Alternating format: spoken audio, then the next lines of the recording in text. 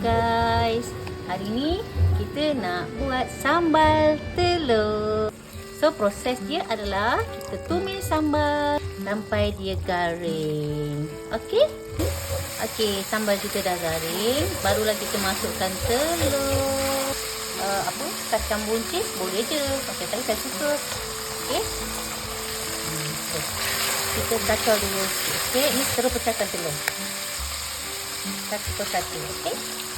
Saya suka telur tu biar dia masak dulu. Baru saya kacau-kacau. Okey.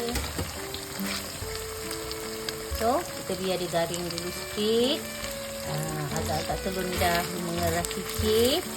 Baru kita kacau dia. Kita nak tekstur telur tu tak hancur ya.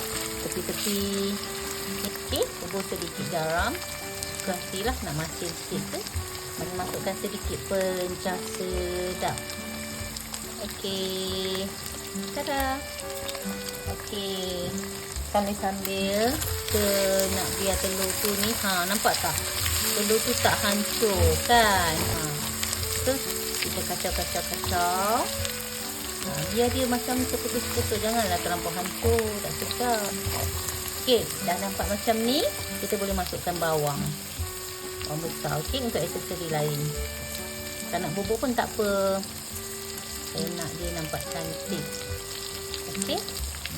Sekurang pada anda akan makan juga kan? So, ikut hati anda lah. Ini seperti saya. Cara saya. Dah nampak cantik kan? Menarik tak? Menarik kan? Tengok tu. Ni makan dengan nasi panas-panas sedap ni. Okey. Dah siap. Boleh rasa. Okey, kita rasa sekarang. Bismillahirrahmanirrahim. Sedap kan? Okey, sambal kita sudah siap. Okey guys, tengok ni. Sambal telur saya dah jadi. Tinggal tunggu makan dengan nasi. Okey, sambal telur kita dah siap. Enak dimakan dengan nasi panas-panas. Membuka selera. Jom kita makan semua.